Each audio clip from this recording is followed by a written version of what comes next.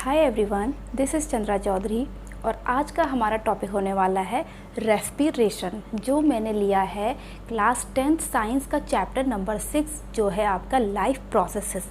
In previous video lecture we have discussed about human digestive system.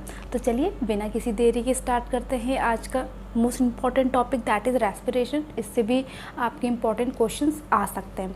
तो चलिए सबसे पहले जानते हैं व्हाट इज़ रेस्पिरेशन। रेस्पिरेशन क्या है कि हम ऑक्सीजन लेते हैं, कार्बन डाइऑक्साइड छोड़ते हैं। क्या ये रेस्पिरेशन है? No, this is breathing and breathing is the part of respiration. ठीक है, रेस्पिरेशन एक बहुत बड़ा टर्म है जिसमें ब्रीदिंग जो है वो उसका एक पार्ट है। क्लियर? अब देखिए, सोचने वाली बात यह है कि हम ऑक्सीजन लेते हैं, वैसे ये वेरी ट्रू नहीं है। हम मिक्सचर ऑफ गैसेस लेते हैं। अब हमारी नोज़ में कोई स्पेशल फ़िल्टर तो नहीं लगा हुआ है कि जो हमारे सराउंडिंग में मिक्सचर ऑफ गैसेस हैं और हमारी नोज़ केवल ऑक्सीजन को ही ले रही है, और जो प्योर ऑक्सीजन होती है वो ऑलरेडी पॉइजनस होती है। ठीक है, तो क्या होता है, हम लोग जो इनहेल करते हैं वो मिक्सचर ऑफ गैसेस लेते हैं।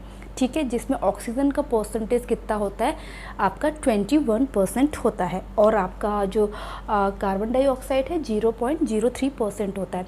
उसके बाद हमने इनहेल किया, इनहेल के बाद आपकी बॉडी में गई, उसने अपना वर्क किया और उसके बाद वहाँ पे कार्बन डाइऑक्साइड बनी। तो जिस वक्त कार्बन डाइऑक्साइड अंदर गई थी तो 0.03% थी, लेकिन जब वो बाहर आती है हम छोड़ते भी मिक्सचर ऑफ गैसेस है, एक्सेल भी हम मिक्सचर ऑफ गैसेस ही करते हैं।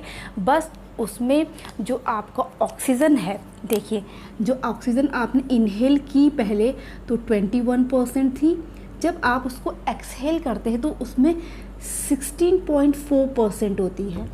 ठीक है, उसी तरह से कार्बन डाइऑक्साइड जब आप इनहेल करते हैं तो उसमें 0.03% है, जब आप उसको एक्सहेल करते हैं तो उसमें 4.4% कार्बन डाइऑक्साइड होती है। This is the correct answer. ऐसा नहीं होता कि हम ऑक्सीजन लेते हैं और कार्बन डाइऑक्साइड छोड़ते हैं। ठीक है, हम मिक्सचर ऑफ गैसेस लेते हैं, mixture of gases he release करते हैं।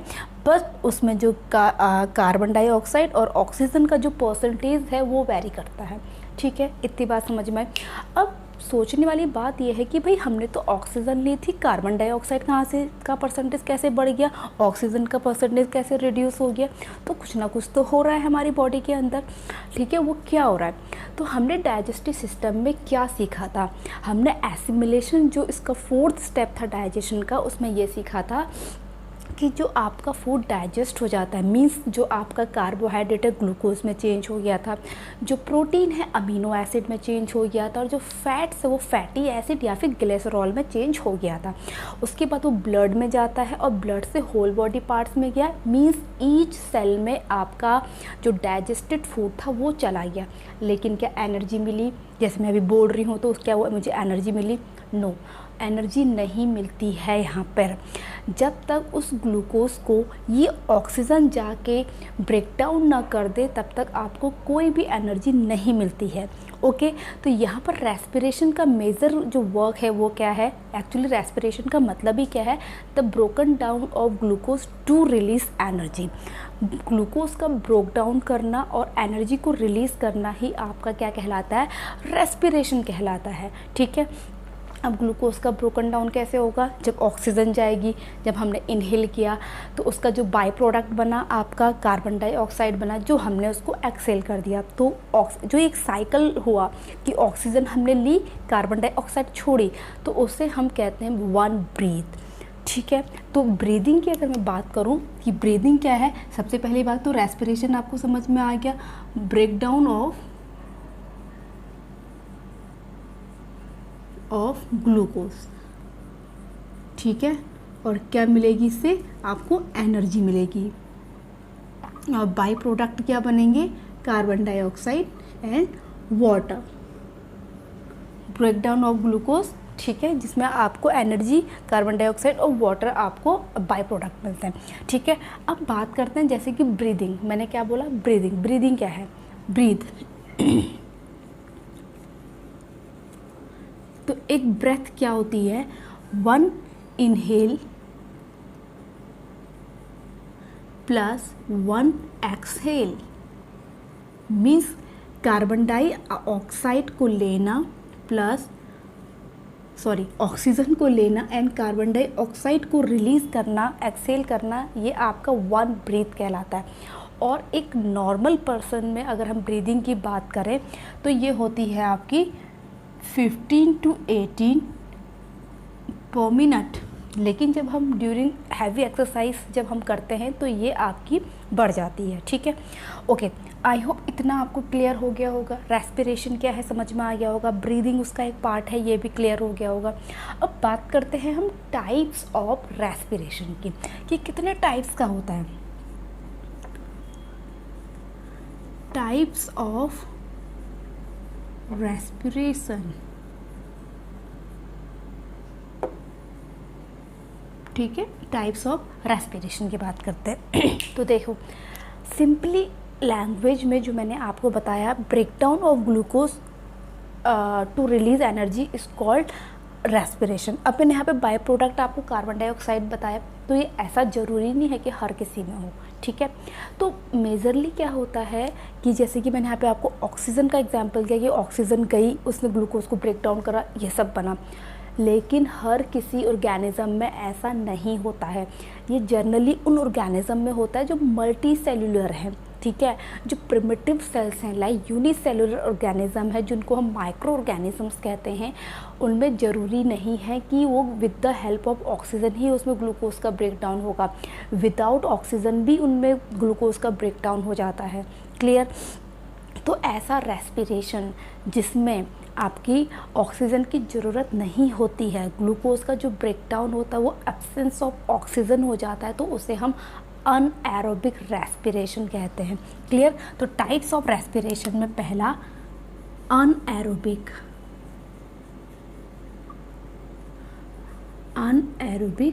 रेस्पिरेशन।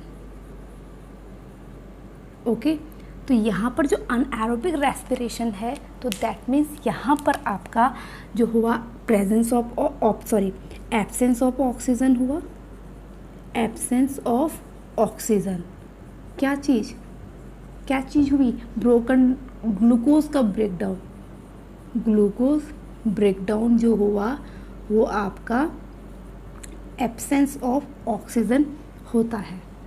ठीक है, अब ऐसा रेस्पिरेशन जिसमें आपका जो ग्लूकोज है वो प्रेजेंस ऑफ ऑक्सीजन में होगा, उसे हम कहते हैं एरोबिक रेस्पिरेशन। एरोबिक रेस्पिरेशन हम कहेंगे। कैसा होगा वो? आपका breakdown of glucose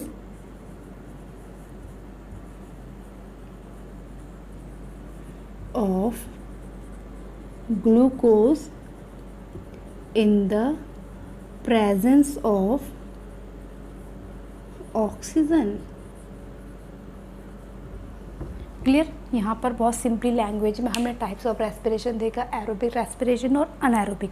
anaerobic means absence of oxygen, broken down होगा ग्लूकोज का, जबकि आपका एरोबिक क्या होगा? Break down of glucose in the presence of oxygen. ठीक है, अब सिंपली लैंग्वेज में अगर मैं दोनों की रिएक्शंस हम लिखें, क्या हमारी बॉडी में मेटाबॉलिज्म होगा, तो देखें यहाँ पर जो इसका है एरोबिक का, आपका ग्लूकोज था, ठीक है, जिसका फॉर्मूला क्या होता है? C6H12O6 प्लस ऑक्सीजन I, और इसने ब्रेक डाउन कर दिया CO2 प्लस H2O प्लस यहाँ पर क्या बनी? एनर्जी। ओके, अब यहाँ पर भाई कितनी एनर्जी बनी? अगर हमने यहाँ पर एक मॉलिक्यूल ग्लूकोज लिया है तो यहाँ पर जो एनर्जी बनती है वो 38 ATP बनती है। क्लियर? 38 ATP। अब ATP क्या है? Adenosine triphosphate. अब ये है क्या? Energy currency of the cell. क्या है ये? Energy currency of the cell. I hope इतना समझ में आया हो। अगर यहाँ पे मैं बात करूँ अनएरोबिक रेस्पिरेशन के जो आपका ये है, तो यहाँ पर जो ग्लूकोज होगा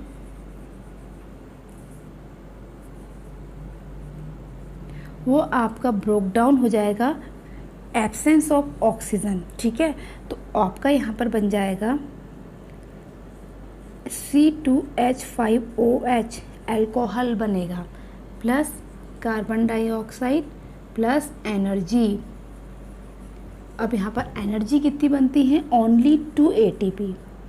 अगर यहाँ पे इन्होंने 1 मॉलिक्यूल ऑफ ग्लूकोज लिया होगा तो in the absence of glucose का जो ब्रेकडाउन होगा तो अल्कोहल बनेगा, और आपका एनर्जी जो बनती है 2 ATP ही बनती है, जबकि एरोबिक में 38 ATP बनती है, ठीक है। क्योंकि आपका जो एरोबिक रेस्पिरेशन होता है वो जनरली मल्टी सेलुलर में होता है, और मल्टी सेलुलर ऑर्गेनिज्म को ज़्यादा एनर्जी की ज़रूरत होती है। और यूनिसेलुलर ऑर्गेनिज्म लाइक ईस्ट जो आपके होते हैं ईस्ट जो है वो आपका फंगस है, ठीक है, यूनिसेलुलर ऑर्गेनिज्म है, और इसमें जो रेस्पिरेशन होता है वो आपका एनारोबिक होता है।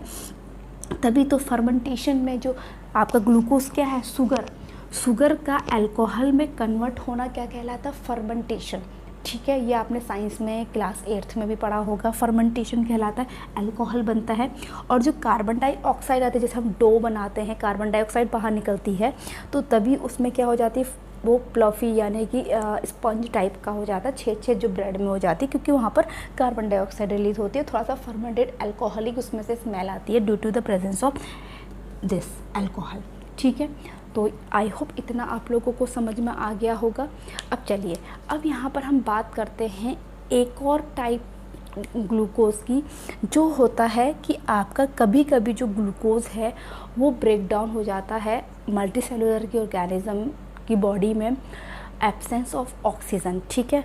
तो वहाँ पर क्या होगा, देखिए वहाँ पर जो ग्लूकोज है आपका वो कन्वर्ट हो जाता है लैक्टिक एसिड में, ठीक है, absence of oxygen, and plus यहाँ पर बनेगा H2O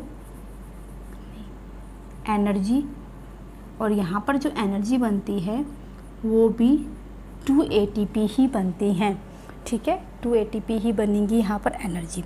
तो ये आपका कहाँ होगा, मसल्स में, मल्टी सेलुलर ऑर्गेनिज्म में।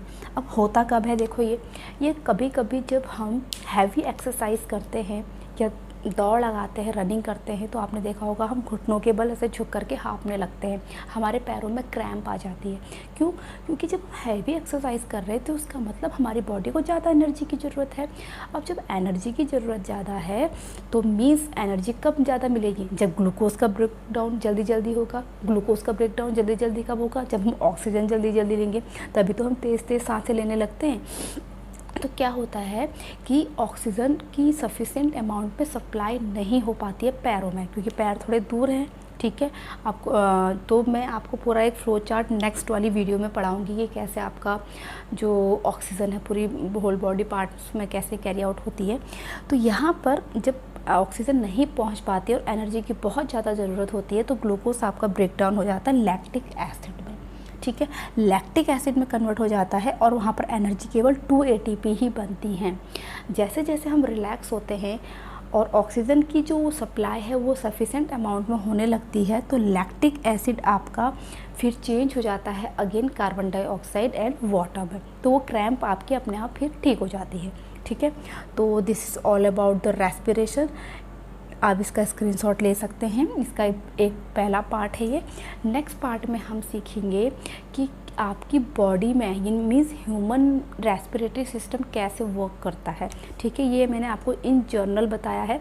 यहाँ पर एक चीज़ मैं और क्लियर कर दूँ कि कुछ लोग कहेंगे कि जो ग्लूकोज है वो तो पहले पायरुवेट में चेंज होता है, ठीक है, तो इसको मैं कल डिटेल में आपको बताऊंगी। ये मैंने एक मोटे तौर पर आपको बताया। एक्चुअली क्या होता है, जब आपका ग्लूकोज साइटोप्लाज्म पहले जब सेल के अंदर एंटर करेगा तो माइटोकॉन्ड्रिया में ये सारी प्रोसेस होती हैं, ठीक है।